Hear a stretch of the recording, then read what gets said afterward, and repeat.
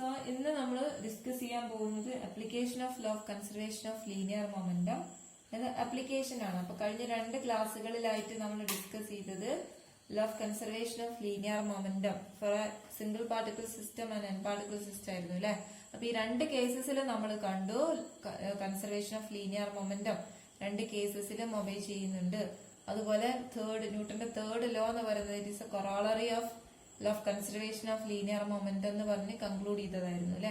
അപ്പൊ ഇന്ന് നമുക്ക് ഡിസ്കസ് ചെയ്യാനുള്ളത് ആപ്ലിക്കേഷൻ ആണ്. അപ്പൊ എന്താണ് ഏറ്റവും വലിയ ആപ്ലിക്കേഷൻ എന്ന് പറഞ്ഞാൽ റോക്കറ്റ് ആൻഡ് ജെറ്റ് പ്ലെയിൻസ് ആണ്. Law of conservation of linear മൊമെന്റത്തിന്റെ ബെസ്റ്റ് എക്സാമ്പിൾസ് അല്ലെങ്കിൽ ആപ്ലിക്കേഷൻ ആണ് നമ്മളെ റോക്കറ്റ് ജെറ്റ് പ്ലെയിൻസ് എന്നൊക്കെ പറയുന്നത്. അപ്പൊ എങ്ങനെയാണ് റോക്കറ്റിന്, സപ്പോസ് നമുക്ക് റോക്കറ്റ് ഉണ്ട്, ഇതാണ് നമ്മുടെ റോക്കറ്റ് എന്ന് കരുതുക. അപ്പൊ റോക്കറ്റിന് എന്ത് ചെയ്യുന്നുണ്ട്, ഒരു ചേമ്പർ ഉണ്ടാവും അല്ലെ, ഒരു ഫ്യൂവല്, ഇവിടെയാണ് നമ്മളെ ഫ്യൂവല് പിന്നെ ചേമ്പർ ഉള്ളത്. അതേപോലെ എന്ത് ചെയ്യുന്നുണ്ട്, ഒരു ഓക്സിജൻ അല്ലെങ്കിൽ നമ്മളെ കമ്പസ്റ്റന് വേണ്ടിയിട്ട് പിന്നെ ഒരു നോസിൽ ഉണ്ടാവും. അതുപോലെ ഓക്സിഡൈസർ പ്രൊവൈഡ്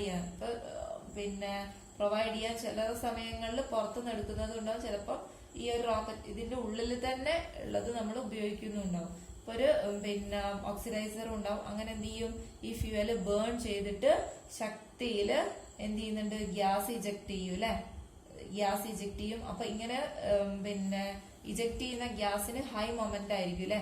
അപ്പൊ ഒരു മൊമെന്റം ബാക്ക്വേർഡ് ഉണ്ടാവും. അതേപോലെ എന്ത് ചെയ്യുന്നുണ്ട്, ഈ ഒരു ബാക്ക്വേർഡ് ഇജക്ട് ചെയ്യുന്ന ഒരു ഗ്യാസിന്റെ ഈ ഒരു മൊമെന്റം കൊണ്ട് ഈ റോക്കറ്റ് എന്ത് ചെയ്യും, ഫോർവേഡ് മോഷനും ഉണ്ടാവും അല്ലെ. അപ്പൊ അവിടെ ഒരു മൊമെന്റ് ഉണ്ട്. അപ്പൊ ഈ 2 മൊമെന്റും എന്തായിരിക്കും, ഈക്വൽ ആയിരിക്കും. അതുപോലെ അതുകൊണ്ട് തന്നെ നമുക്ക് എന്ത് പറയാം, ഇവിടെ കൺസർവേഷൻ ഓഫ് ലീനിയർ മൊമെന്റം ഇവിടെ അപ്ലൈ ചെയ്യുന്നുണ്ട്. അല്ലെങ്കിൽ ഈ കേസസിൽ അതിന്റെ ഒരു ആപ്ലിക്കേഷൻ ആണ് law of conservation of linear moment. Total moment എന്തായിരിക്കും, അവിടെ കൺസേർവ്ഡ് ആയിരിക്കും. അപ്പൊ ഇതൊരു ആപ്ലിക്കേഷൻ ആണ് നമുക്ക് പറയാൻ പറ്റൂലേ. ഇനി നമുക്ക് ഡിസ്കസ് ചെയ്യാനുള്ളത് ഇതിന്റെ മോഷൻ ആണ്. അതായത് മോഷനുമായിട്ട് റിലേറ്റ് ചെയ്ത ഇക്വേഷൻ ആണ് നമുക്ക് ഈ ഒരു നെക്സ്റ്റ് കേസ് ആയിട്ട് നമുക്ക് പറയാനുള്ളത് ഇക്വേഷൻ ഓഫ് മോഷൻ. നമുക്ക് ഈ റോക്കറ്റിന്റെ ഇക്വേഷൻ ഓഫ് മോഷൻ എന്താണ് എന്ന്, നമുക്ക് വെലോസിറ്റിക്കുള്ള ഒരു ഇക്വേഷൻ ആണ് കിട്ടുക. മോഷൻ എന്താണെന്ന് നോക്കാം.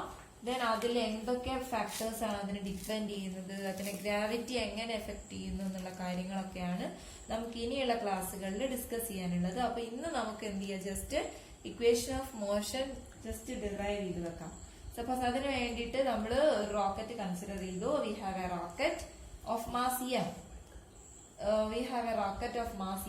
എം മാസ് ഉള്ള റോക്കറ്റ് ഉണ്ട് അല്ലെ.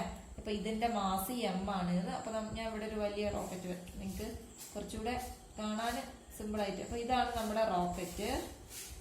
ഇവിടെ ഞാൻ ഫ്യൂവല് ഇങ്ങനെ ഇജക്ട് ചെയ്യുന്നുണ്ട്. അപ്പൊ നിങ്ങൾ നോക്ക്, നമ്മുടെ റോക്കറ്റിന്റെ മാസ് എന്താണ്, എം ആണ്. എം മാസ് ഉള്ള റോക്കറ്റ് വി വെലോസിറ്റിയിൽ മൂവ് ചെയ്യുന്നുണ്ട്. അപ്വേർഡ് ഡയറക്ഷനിൽ വി വെലോസിറ്റിയിൽ മൂവ് ചെയ്യുന്നുണ്ട്. So the momentum of the rocket എന്തായിരിക്കും, മൊമെന്റം എന്ന് പറയുന്നത് മാസ് ഇൻറ്റു വെലോസിറ്റി അല്ലെ. Momentum equal to m into v, that is equal to m v. ഇതാണ് ഈ റോക്കറ്റിന്റെ മൊമെന്റം എന്ന് പറയുന്നത്. ദെൻ നിങ്ങൾ നോക്കുക, after a time interval d t, ഒരു ഡി ടി എന്ന് പറഞ്ഞ ഒരു ടൈം ഇന്റർവെലിന് ശേഷം റോക്കറ്റ് മൂവ് ചെയ്യാണ്. അപ്പൊ എന്ത് ചെയ്യും, ഇതിലെ ഓക്സിഡൈസർ എന്ത് ചെയ്യും, ഈ ഫ്യൂവല് ബേൺ ചെയ്തിട്ട് ഈ ഗ്യാസ് ഇജക്ട് ചെയ്യും അല്ലെ. അങ്ങനെ ഇജക്ട് ചെയ്ത ഗ്യാസിന്റെ മാസ് ആണ് ഡി എം. ഈ ഡി ടി എന്ന് പറയുന്ന ടൈം ഇന്റർവെല്ലില് ഇജക്ട് ചെയ്ത ഗ്യാസ് ആണ് എന്ത് മാസാണ്, ഡി എം. അതുപോലെ അത് ഇജക്ട് ചെയ്ത വെലോസിറ്റിയാണ് യു എന്ന് പറയുന്നത്. ഇജക്ട് ചെയ്ത വെലോസിറ്റിയാണ് യു എന്ന് പറയുന്നത്. അതിന്റെ മാസ് ആണ് ഡി എം എന്ന് പറയുന്നത്. Then the velocity of ejected gas relative to earth.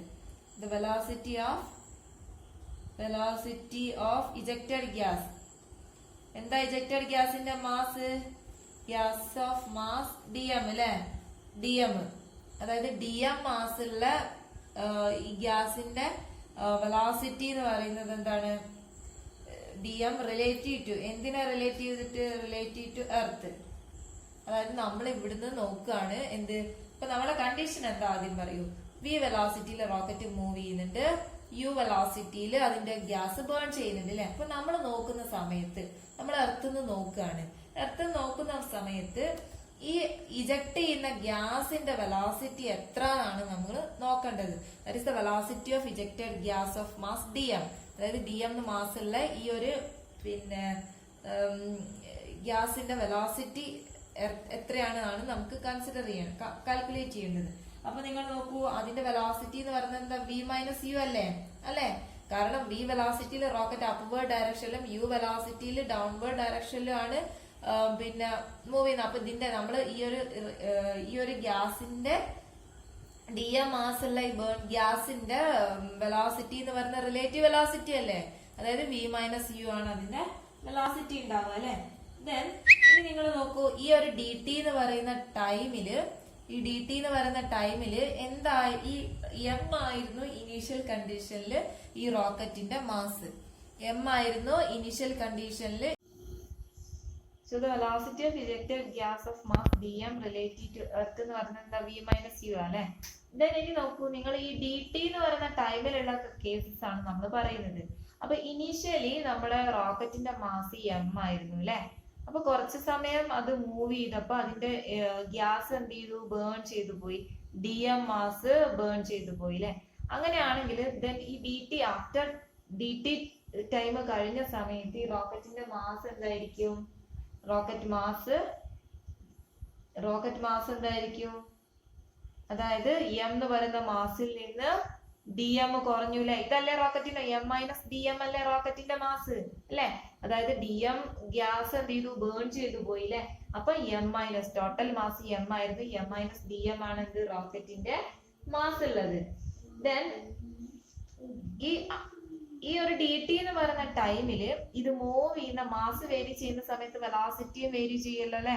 കാരണം മൊമെന്റം കൺസേർവ്ഡ് ആക്കാൻ വേണ്ടിയിട്ട് മാസ് വേരിയേഷൻ ഉണ്ടാകുന്ന സമയത്ത് അവിടെ വെലോസിറ്റിയും വേരി ചെയ്യും. അങ്ങനെയാണ് വെലോസിറ്റി മാസ് കുറയുന്ന സമയത്ത് വെലോസിറ്റി കൂടണം അല്ലെ.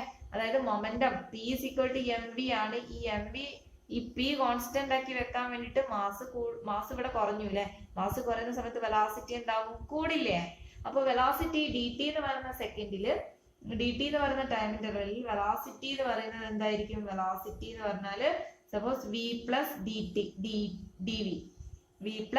dv എന്ന് പറയുന്ന ഒരു dv എന്ന് പറഞ്ഞ സ്മോൾ വെലോസിറ്റി എന്ത് ചെയ്തു, അവിടെ കൂടി. ദെൻ ഇനി നമുക്ക് ഈ ഒരു അപ്പൊ നമുക്ക് മാസും കിട്ടി, വെലോസിറ്റിയും കിട്ടി അല്ലെ. മാസും വെലോസിറ്റിയും കിട്ടി. ദെൻ ഇനി നമുക്ക് കാൽക്കുലേറ്റ് ചെയ്യേണ്ടത് ഈ ഒരു പിന്നെ ഈ dt എന്ന് പറയുന്ന ടൈം ഇന്റർവെല്ലിന് ശേഷം നമ്മുടെ പിന്നെ പാർട്ടിക്കിളിന്റെ മൊമെന്റം ആണ്. അപ്പൊ മൊമെന്റം ശരിക്കും എന്താ, മാസിന്റെ വെലോസിറ്റി ആണ് അല്ലെ. So after a time dt, the momentum of the particle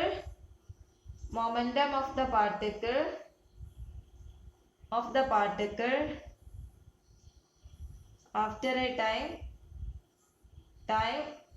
dt equal to എന്തായിരിക്കും. അപ്പൊ ആദ്യം നിങ്ങൾ റോക്കറ്റിന്റെ നോക്കൂ, റോക്കറ്റിന്റെ പിന്നെ ആഫ്റ്റർ എ ടൈം dt സമയമായപ്പോ റോക്കറ്റിന്റെ മാസ് എന്തായിരുന്നു, m മൈനസ് dm ആയി അല്ലെ. m മൈനസ് dm ആയി. അതുപോലെ വെലോസിറ്റി എന്തായി, വെലോസിറ്റി v പ്ലസ് dv അല്ലേ ആയത്. അപ്പൊ മൊമെന്റം എന്ന് പറഞ്ഞ ഇത് മാസ് ഇൻറ്റു വെലോസിറ്റി അല്ലേ. m minus dm mass, velocity എന്ത് ചെയ്തു, dv എമൗണ്ട് കൂടി v പ്ലസ് dv ആയി അല്ലെ. അപ്പൊ dt എന്ന് പറയുന്ന ടൈം ഇന്റർവെല്ലില് മൊമെന്റം എന്ന് പറഞ്ഞാൽ എന്താണ്, റോക്കറ്റിന്റെ ഇതാണ് അല്ലെ. പ്ലസ് മൊമെന്റം എന്ന് പറഞ്ഞാൽ ഇതിന്റെ മൊമെന്റോ, ഗ്യാസിന്റെ മൊമെന്റം എന്തായിരുന്നു, ദാറ്റ് ഈസ് dm ആണ് അതിന്റെ മാസ് അല്ലെ. dm മാസ് ആണ്. ദെൻ അതിന്റെ dm മാസ്, വെലോസിറ്റി എന്താണ്, ഈ വെലോസിറ്റി എന്ന് പറഞ്ഞു കഴിഞ്ഞാല് ആക്ച്വലി dm മാസിന്റെ വെലോസിറ്റി എന്ന് പറഞ്ഞാൽ എന്താ, v മൈനസ് യു ആണ് അല്ലെ. ഇവിടെ ആക്ച്വലി v മൈനസ് യു ആണ്. പക്ഷെ dt ടൈമിൽ v എന്ന് പറഞ്ഞാൽ എന്താണ്, v പ്ലസ് dv ആണ് അല്ലെ. അപ്പൊ ഈ vക്ക് നമ്മൾ എന്ത് ചെയ്യുക, v പ്ലസ് dv കൊടുക്കുക, ദെൻ മൈനസ് യു. അപ്പൊ dm into v plus dv minus u. അപ്പൊ ഇതാണ് നമ്മുടെ ഇജക്റ്റഡ് ഗ്യാസിന്റെ മൊമെന്റം എന്ന് പറയുന്നത്. അപ്പൊ momentum of the particle after the interval dt എന്ന് പറഞ്ഞ മൊത്തം കേസസിൽ എന്താണ് മൊമെന്റം എന്ന് പറഞ്ഞാൽ m minus dm into v plus dv, അതായത് റോക്കറ്റിൻ്റെത്. ദെൻ dm ഇൻറ്റു ഇജക്റ്റഡ് ഗ്യാസിൻ്റെത് dm മാസിലെ ഇൻറ്റു v പ്ലസ് dv, അതായത് ആക്ച്വലി v ഇത് എന്ന് പറഞ്ഞാൽ v മൈനസ് യു ആണ് അല്ലെ. അപ്പൊ dt ടൈമിൽ v എന്ന് പറയുന്നത് എന്താണ്, v പ്ലസ് dv ആണ്. Then minus u. അപ്പൊ ഇതാണ് നമ്മുടെ മൊമെന്റം എന്ന് പറയുന്നത്. ദെൻ ഇനി നമുക്ക് ചേഞ്ച് ഇൻ മൊമെന്റം, എത്രത്തോളം മൊമെന്റത്തിൽ ചേഞ്ച് ഉണ്ടായി എന്നുള്ളതാണ് നമുക്ക് കാൽക്കുലേറ്റ് ചെയ്യേണ്ടത്. അപ്പൊ എങ്ങനെയാണ് then change in momentum? Change in momentum എങ്ങനെയാ കാണുക? അതായത് initial momentum minus final momentum അല്ലെ. Change in momentum equal to final momentum minus initial momentum അല്ലെ. ഫൈനലിന് ഇനീഷ്യൽ മൈനസ് ചെയ്യാണ് ഇനീഷ്യൽ മൊമെന്റം. അപ്പൊ നിങ്ങൾ നോക്കൂ, ഫൈനൽ മൊമെന്റം എന്തായിരുന്നു? That is m minus D M V plus d v. ഇതല്ലേ momentum? ഈ ഒരു രണ്ട് കാര്യത്തിന്റെയും പിന്നെ ഫൈനൽ മൊമെന്റം എന്ന് പറഞ്ഞാൽ ഇതാണ്. That is m minus D M V plus d v plus D M V plus d V minus u minus ഇതാണ് എന്ത്? Final momentum. ഇനീഷ്യൽ മൊമെന്റം എന്തായിരുന്നു? എം ഇൻറ്റു വി അല്ലെ. M into v. ഇനി നോക്കൂ നിങ്ങള്, നമുക്ക് ഇത് എക്സ്പാൻഡ് ചെയ്ത് ക്യാൻസൽ ചെയ്യാനുള്ളത് ക്യാൻസൽ ചെയ്യാം. That is M into V അല്ലെ. എം വി, ഇത് ബ്രാക്കറ്റ് ഓപ്പൺ ചെയ്യാണ്. M V plus M into D V minus D M V minus D M D V. ഇത് കഴിഞ്ഞു plus D M V plus D M D V minus D M U minus D M U minus M into V. അപ്പൊ ഇവിടെ ഒരു plus M into V ഒരു minus M into V cancel ചെയ്ത് പോയി അല്ലെ. M D V ഒരു plus M D V ഇതാ. Then ഒരു ഇവിടെ നോക്ക്, ഒരു മൈനസ് ഡി എം വി ഉണ്ട്, ഒരു പ്ലസ് ഡി എം വി ഉണ്ട് അല്ലെ. അതും ക്യാൻസൽ ചെയ്ത് പോയി അല്ലെ. ദെൻ ഒരു plus D M D V ഉണ്ട്, ഒരു minus D M D V ഉണ്ട്. ബാക്കിയുള്ളത് എന്താണ്? M D V minus U D M. ഇതല്ലേ നമുക്ക് ബാക്കിയായിട്ടുള്ള ഇതിൽ റിമൈൻ ചെയ്യുന്നത്. ബാക്കിയെല്ലാം ക്യാൻസൽ ചെയ്ത് പോയില്ലേ. അപ്പൊ M D V minus U D M. അപ്പൊ ഇതാണ് നമ്മുടെ എന്ത് ചെയ്യുക? ചേഞ്ച് ഇൻ മൊമെന്റ് അല്ലെ. ചേഞ്ച് ഇൻ മൊമെന്റ് എന്ന് പറയുന്നത് ഇതാണ്. ഓക്കെ, ദെൻ ഇത് ഇക്വേഷൻ നമ്പർ 1. ദെൻ ഇനി നമുക്കറിയാം പിന്നെ ഫോഴ്സ്, അതായത് നമ്മുടെ റോക്കറ്റിന്റെ മുകളിൽ ആക്ട് ചെയ്യുന്ന force. The force acting on the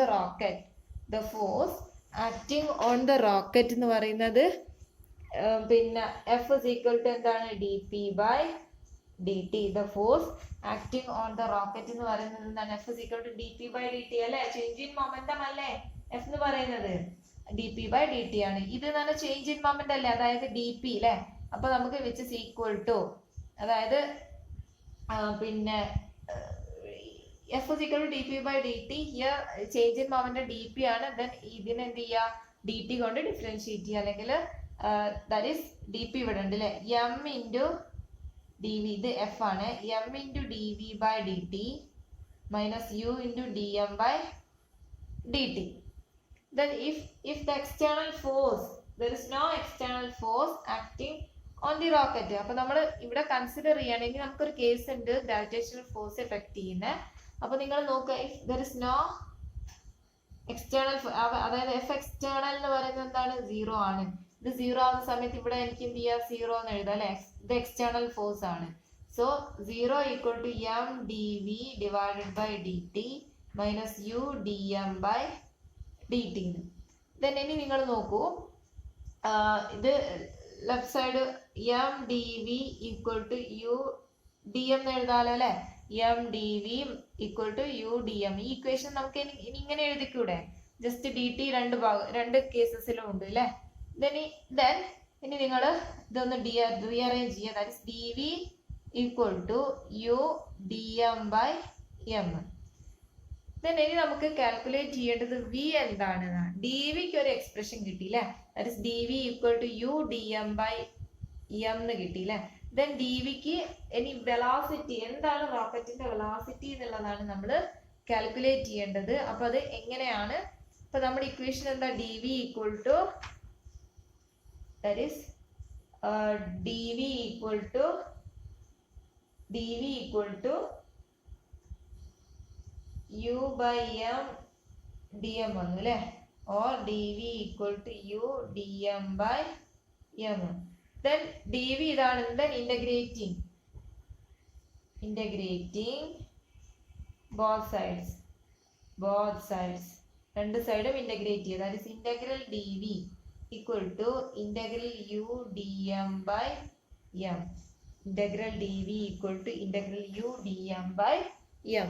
then ഇനി നിങ്ങൾ നോക്കൂ, ഈ ഇന്റഗ്രേറ്റ് ചെയ്യാന്ന് പറഞ്ഞാൽ v എന്ന് പറഞ്ഞാൽ എവിടെ മുതൽ എവിടുന്ന എങ്ങോട്ടാ variation, that is integral v initial അല്ലേ, vi എന്ന് പറഞ്ഞാൽ v ഇനീഷ്യൽ ആണ്, ഇനീഷ്യൽ വെലോസിറ്റിയിൽ നിന്ന് final velocity, that is vf into dv equal to integral mi, m initial, mf, m final, u into dm by m. then എന്ത് ചെയ്യാം, നമ്മൾ integrate ചെയ്യാം. dv integrate ചെയ്തു v അല്ലേ, apply limit vi to vf equal to u. ഇനി നിങ്ങൾ നോക്കൂ, integral m dm by m 1 by m into dm ആണ്. 1 by m ന്റെ ഇന്റഗ്രേഷൻ സ്റ്റാൻഡേർഡ് ഇന്റഗ്രൽ ആണ്, അത് log m ആണ് അല്ലേ. u into log m apply limit mi to mf ആണ്. then നമ്മൾ എന്ത് ചെയ്യുക, ലിമിറ്റ് അപ്ലൈ ചെയ്യുക, that is vf upper limit minus lower limit equal to, that is vf minus vi equal to u into log mf minus log mi. ഇത് natural logarithm കേട്ടോ, ln ആണ്, അപ്പൊ mi. then ഇനി നമുക്ക് log mf log a minus log b എന്ന് പറഞ്ഞാൽ log a by b എന്ന് എഴുതാം. അതുപോലെ log mf minus log mi എന്ന് പറഞ്ഞാൽ എന്ത്, log mf by mi എന്ന് എഴുതാം, log mf by mi. ഇത് log a minus log b log a by b എന്ന് എഴുതുന്ന പോലെ. then suppose our initial velocity equal to 0, അതായത് vi equal to 0 ആണ്. അങ്ങനെയാണെങ്കിൽ vf equal to u log mf divided by mi അല്ലേ, ഇതല്ലേ നമ്മൾ എക്സ്പ്രഷൻ ഉണ്ടാവുക. vf ന് final velocity vf equal to u log mf divided by mi. then ഇനി നമുക്ക് vf equal to u into log, നിങ്ങൾ നോക്കൂ, minus u into log mi divided by mf. തെറ്റുണ്ടോ? ഇല്ല, കാരണം mf ഡിവൈഡഡ് ബൈ mi ആയപ്പോൾ അവിടെ positive ആയിരുന്നു അല്ലേ. അപ്പൊ ഞാനൊരു നെഗറ്റീവ് സൈൻ എടുത്തു, നെഗറ്റീവ് സൈൻ പുറത്തിട്ടു, എന്നിട്ട് എന്ത് ചെയ്തു, ഈ റേഷ്യോ തിരിച്ചിട്ടു, that is mi divided by mf ആക്കി, mi ഡിവൈഡഡ് ബൈ mf ആക്കി. then vf ഈക്വൽ ടു, ഇത് നാച്ചുറൽ ലോഗരിതം എന്ന് പറഞ്ഞല്ലോ, മൈനസ് u ഇൻറ്റു ഈ നാച്ചുറൽ ലോഗരിതത്തിനെ ലോഗ് ആക്കിയിട്ട് ബേസ് 10 ആക്കി എഴുതുകയാണെങ്കിൽ, അതായത് ലോഗ് 10 എന്നുള്ള രൂപത്തിൽ എഴുതുകയാണെങ്കിൽ കൺവേർട്ട് ചെയ്യുകയാണെങ്കിൽ അതിന് 2.303 log log ഈ ലോഗായി, അതായത് ബേസ് 10 ആയി mi divided by mf which is equal to minus 2.303 u log. ഇവിടെ നോക്കണേ, നിങ്ങൾ ആദ്യം എഴുതിയത് നാച്ചുറൽ ലോഗരിതമാണ്, ഇവിടെ ബേസ് 10 ആയിട്ടുള്ള ലോഗാണ്. അങ്ങനെ കൺവേർട്ട് ചെയ്യണമെങ്കിൽ 2.303 കൊണ്ട് മൾട്ടിപ്ലൈ ചെയ്യണം, that is mi divided by mf vf. അപ്പൊ നിങ്ങൾ നോക്കൂ, നിങ്ങൾക്ക് കിട്ടിയ ഇക്വേഷൻ എന്താണ്, അതായത് വെലോസിറ്റി ഓഫ് റോക്കറ്റിന്റെ വെലോസിറ്റി അല്ലേ, വെലോസിറ്റി ആണ് റോക്കറ്റ്. ഇത് എന്തിനൊക്കെ ഡിപ്പെൻഡ് ചെയ്യുന്നുണ്ട്, എക്സോസ്റ്റ് യു എന്ന് പറഞ്ഞാൽ എന്താണ്, അതിന്റെ എക്സോസ്റ്റ് ഗ്യാസിന്റെ വെലോസിറ്റി ആണ് യു അല്ലെ, അതിനെ ഡിപ്പെൻഡ് ചെയ്യുന്നുണ്ട്. അതുപോലെ mi ബൈ mf മാസസിന്റെ റേഷ്യോനെ ഡിപ്പെൻഡ് ചെയ്യുന്നതാണ് എന്ത്, നമ്മുടെ വെലോസിറ്റി, റോക്കറ്റിന്റെ ഫൈനൽ വെലോസിറ്റിക്കുള്ള ഇക്വേഷൻ. ഇത് ഏത് കണ്ടീഷനിൽ മാത്രമേ സാറ്റിസ്ഫൈ ചെയ്യൂ, നമ്മൾ ഇവിടെയൊക്കെ കണ്ടു.